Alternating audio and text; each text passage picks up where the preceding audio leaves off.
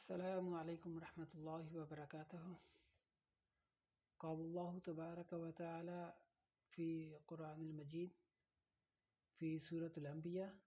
آیہ 10 لقد انزلنا الیکم کتابا فیہ ذکرکم افلا تعقلون۔ اللہ تعالیٰ قرآن مجید کی سورہ انبیاء کی آیت نمبر 10 کے اندر یہ ارشاد فرماتا ہے کہ بے شک تحقیق ہم نے تمہاری طرف ایک ایسی کتاب نازل کی ہے کہ جس کے اندر تمہارا ذکر ہے، اس میں تمہارے بارے میں باتیں کی گئی ہیں۔ افلا تعقلون، کیا تم عقل نہیں رکھتے؟ یعنی اس آیہ مبارکہ کے اندر اللہ تعالیٰ نے واضح طور کے اوپر یہ بات بیان فرما دی ہے کہ ہم نے تمہیں ایک پورا لاہ عمل دے دیا ہے، ہم نے تمہیں یہ بات بتا دی ہے کہ تم نے اس دنیا کے اندر آ کر کس طرح سے زندگی بسر کرنی ہے۔ اور یہ قرآن مجید، یہ کتاب تمہیں فقط اس لیے دی گئی ہے کہ اس کو پڑھو، اس کو سمجھو اور اس کے اندر یہ بات جان لو کہ اللہ تم سے کیا چاہتا ہے، تم نے کس طرح سے زندگی بسر کرنی ہے، کون سے عمل ہے کہ تم اس دنیا کے اندر کرو گے تو اللہ تعالیٰ تم سے راضی ہوگا اور آخرت کے اندر تم کامیاب ہو جاؤ گے، اور کون سے وہ والے عمل ہیں کہ جو اللہ کو ناپسند ہیں، جن کو برے کار تم لاؤ گے تو اللہ تعالیٰ کا عذاب تمہارے اوپر آئے گا، اللہ تعالیٰ تمہارے اوپر غصہ ہوگا، اللہ تعالیٰ تمہیں آخرت کے اندر ناکام کر دے گا۔ تو وہ ساری باتیں اس قرآن مجید کے اندر بیان فرمائی گئی ہیں۔ اب بات اصل یہ ہے کہ ہمیں اس قرآن کو سمجھنا ہے، ہمیں اس کو پڑھنا ہے، اس کو سمجھ کر پڑھنا ہے کہ ہم جان سکیں کہ اس کے اندر اللہ تعالیٰ نے کیا فرمایا ہے۔ کیا اس سے اور واضح کوئی بات ہو سکتی ہے کہ اللہ تعالیٰ خود یہ کہہ رہا ہے کہ اس کتاب کے اندر تمہارا ذکر ہے، اس کتاب کے اندر ہم نے وہ باتیں بیان کی ہیں جن کی تمہیں ضرورت ہے۔ اور سورہ قلم کے اندر اللہ تعالیٰ نے متعدد بار یہ بات بیان فرمائی ہے، وَلَقَدْ يَسَّرْنَا الْقُرْآنَ لِلذِّكْرِ فَهَلْ مِن مُدَّكِرٍ، کہ اس قرآن کو سمجھنے کے لیے ہم نے بہت آسان کر دیا ہے، کیا تم میں سے کوئی ہے کہ جو اس کے اوپر تدبر کرے، جو اس کو سمجھے، ان کی باتوں کے اوپر غور و فکر کرے کہ یہ کیوں اللہ تعالیٰ نے بیان فرمائی ہیں؟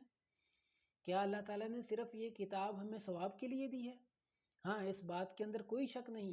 کہ ہم اس کی تلاوت کرتے ہیں تو اللہ تعالیٰ ہمیں ثواب دیتا ہے، ایک ایک حرف کے اوپر 10 نیکیاں ملتی ہیں، لیکن اس کتاب کے نازل کرنے کا مقصد یہ نہیں ہے۔ یہ کتاب ہمیں اس لیے نہیں دی گئی کہ فقط ہم اس کو پڑھیں، اس کو ریڈ کریں اور اس میں سے صرف ثواب کماتے جائیں۔ اس کتاب کا مطلب یہ ہے کہ اس کو سمجھیں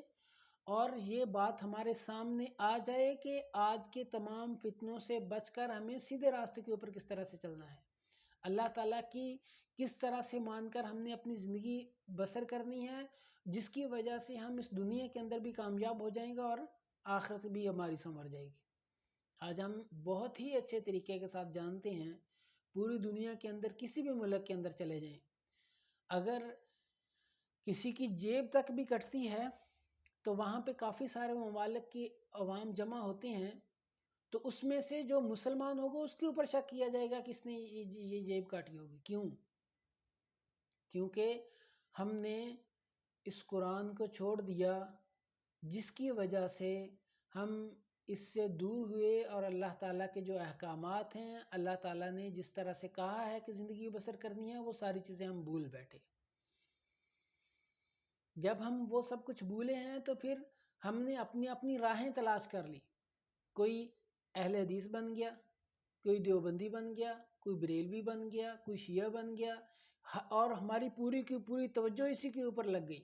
ہم آپس کے اندر لڑنے کے اندر اتنے مصروف ہو گئے کہ اغیار ہمارے اوپر مسلط آ گئے، اور آج پوری دنیا کے اندر مسلمان سب سے نیچے مانا جاتا ہے۔ کیوں؟ صرف اس وجہ سے کہ ہم نے قرآن کو چھوڑا، آپ صلی اللہ علیہ وسلم کی سنت کو چھوڑا، آپ صلی اللہ علیہ وسلم کی احادیث کو چھوڑا، اور ہم نے اپنی راہیں بنا لی، ہم اپنے لاہ عمل کے اوپر چل پڑے۔ حالانکہ چاہیے ہمیں یہ تھا کہ ہر کوئی قرآن کے اوپر غور و فکر کرتا، اور قرآن کے اندر کوئی فرقہ نہیں ہے، قرآن کسی اہل حدیثیت کی دعوت نہیں دیتا، قرآن کسی دیوبندیت کی دعوت نہیں دیتا، کسی بریلویت کی دعوت نہیں دیتا، تو قرآن تو تمہیں صراط مستقیم بتاتا ہے کہ اس کے اوپر عمل کرو، اس کے اندر جانو کہ اللہ تعالیٰ تم سے کیا چاہتا ہے۔ لہٰذا وہ بات اللہ تعالیٰ نے سورہ انبیاء کی آیت نمبر 10 کے اندر بیان فرمائی ہے کہ اگر تم ان تمام فتنوں سے بچنا چاہتے ہو، واقعی تم اللہ تعالیٰ کے فرما بردار بننا چاہتے ہو، واقعی تم اس بات سے تنگ آ گئے ہو کہ تمہاری عزت پوری دنیا کے اندر نہیں رہی ہے، کیا تم اس بات سے تنگ نہیں آ گئے کہ کوئی بھی معاملہ ہوتا ہے وہاں پہ مسلمانوں کو برا مانا جاتا ہے،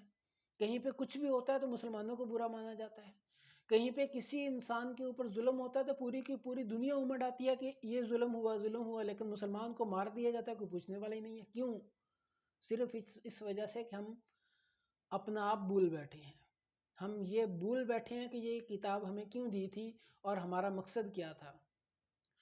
خدا را اس قرآن کی طرف پلٹیے، اس کو پڑھیے، اس کے اوپر عمل کیجئے اور سمجھیے کہ اللہ تعالیٰ نے اس کے اندر کیا بات بیان فرمائی ہے۔ تمام فرقہ واریت کو چھوڑیے۔ اللہ تعالیٰ نے قبر کے اندر یا پھر آخرت کے اندر کوئی ایسا سوال نہیں ہونا کہ تم اہل حدیث تھے، بریلوی تھے یا سنی تھے۔ قرآن کے اندر، آخرت کے اندر، قبر کے اندر یہ ضرور سوال ہوگا کہ اس کتاب کو کس طرح سے تم نے پڑھا، اس کو پڑھا بھی کہ نہیں پڑھا، اگر پڑھا تو سمجھ کے پڑھا یا اپنی منمانی کی، اس بات کا ضرور سوال ہوگا۔